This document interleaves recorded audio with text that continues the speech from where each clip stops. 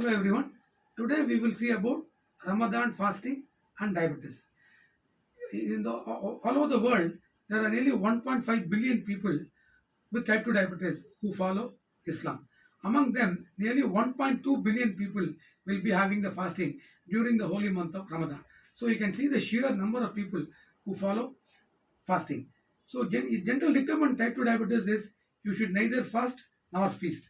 But in spite of our advice, majority of the people will follow the fasting because fasting is one of the six pillars of recommendations by the Holy Quran in Islam.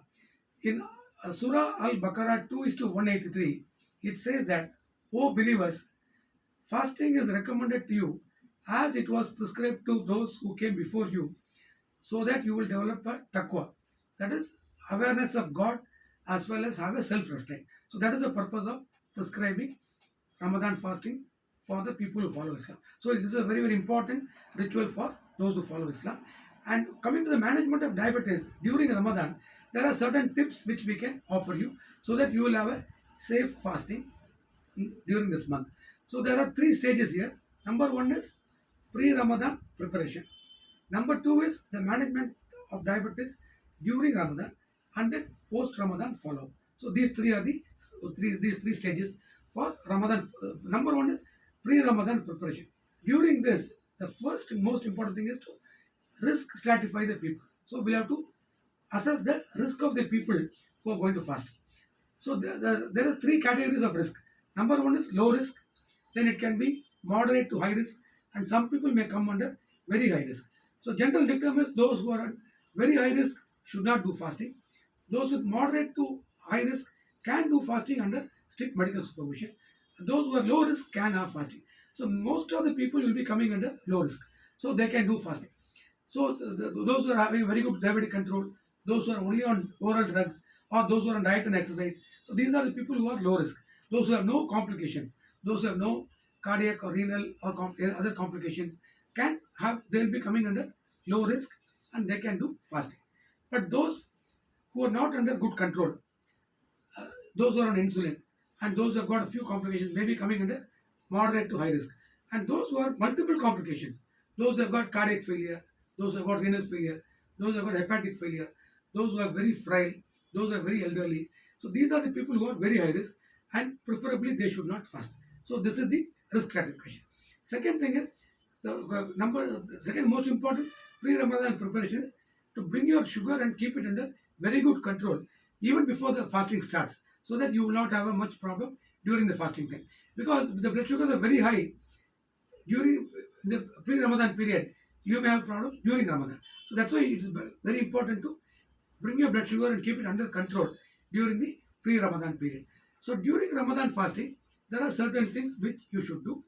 Number one is your doctors will be modifying your drug regimen depending upon whether you are on oral drugs, whether you are on insulin, whether you are on potent drugs like sulfonylureas, etc. Doctors will be modifying the dosage and the timing of the medications. The general dictum is most of the time you should avoid very potent drugs in the sahar time or suhoor time, morning 4 o'clock, and that can be reserved for the iftar time. That's one thing. Second thing, normally we keep the blood sugar under very good control between 6.5 to 7% A1C for most of our patients. But during Ramadan fasting, we may have a slight relaxation in the target between 7 to 7.5. So our primary idea during fasting is to avoid low sugar and high sugar, to avoid hypoglycemia and to avoid hyperglycemia, and to avoid diabetic ketoacidosis, especially in people with type 1 diabetes, and to avoid dehydration and thrombosis. So these are the common complications of fasting. So to avoid dehydration, you should take plenty of fluids and non-sweetened beverages in the non-fasting hours. That is between iftar to sahar. Take plenty of liquids, particularly when the sahar starts. Take plenty of liquids. Morning 4 a.m. Take a lot of liquids. And another thing you can do is take plenty of complex carbohydrates. Increase the fat intake and protein intake in the morning time so that it will give a good satiety and it can prevent severe drop in the blood sugar levels. This is the second thing you can follow. And related coming to exercise, better to avoid exercise during the fasting period. The non-fasting hours, you can do some mild to moderate exercises. You shouldn't strain yourself much. That is the second dictum. And coming to the most important point is Whenever you develop any symptoms of low blood sugar, like shivering, sweating, palpitations, giddiness, etc., check your blood sugar immediately. If the blood sugar is below 70 milligram per deciliter, you have to break your fast and eat something immediately. You should not wait till 6 o'clock. That is very, very important. The another point is the duration of fasting will vary depending upon the seasons. During summertime, the duration of fasting may be longer. And summertime is when there will be a lot of dehydration. And you will be fasting for a long time. So in that time, you should be very careful. You should have plenty of water in the non-fasting hours so that you don't end up with dehydration. So this is very, very important. Ramadan follow-up. After Ramadan is over, you'll have to check your blood sugar, fasting, PP and HbA1c and then adjust your medication as per your doctor's advice.